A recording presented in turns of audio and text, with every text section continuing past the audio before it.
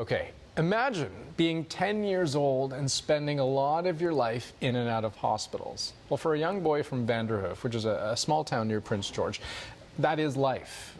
Lucas Nielsen makes regular visits to the BC Children's Hospital for something called strabismus. Now, that's an eye disorder.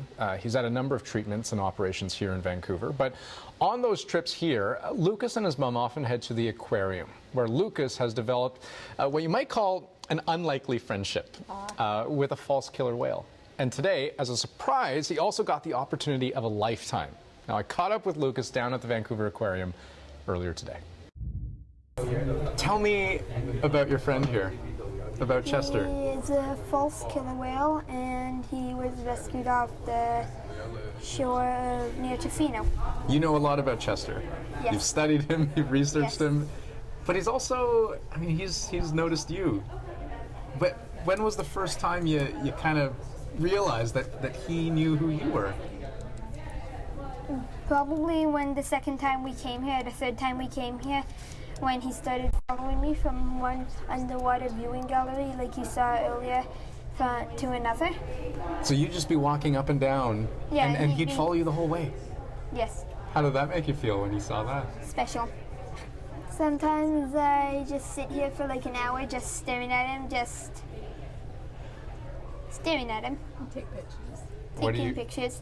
And other times, yeah, smile at him, and sometimes he opens his mouth. At first I thought, why did he bump his head? And then I realized it's kind of like a bump his head on that thing. And then I realized it's kind of like a teddy bear for him. You and he did something that kind of grossed you out a little bit. Yes, he spat regurgitated fish. It didn't exactly gross me out, but I mean regurgitated squid. And why did he do that? Do you know why he did that? No idea. No, maybe he was sharing his food. Yeah. With you. Oh, okay. Now you tell me, is this really happening? That Chester recognizes Lucas, and there's a connection there? Yes, there's definitely a connection there, and this is something that's very special.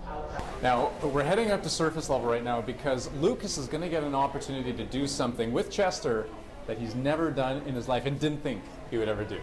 I think doing this all day would be pretty cool. Yeah, I know, right? Yeah, working with Chester. It's really touching for a mom to see Lucas reach out to this animal and see the animal respond so positively and in such a, endearing, funny way. And so, what does it mean for you to be able to come here to the aquarium and know that you've got Chester here? Special. Yeah. Happy. Do you think of Chester as a friend? Yeah, I think of him as my best friend in Vancouver. Well, let's say hi to your best friend.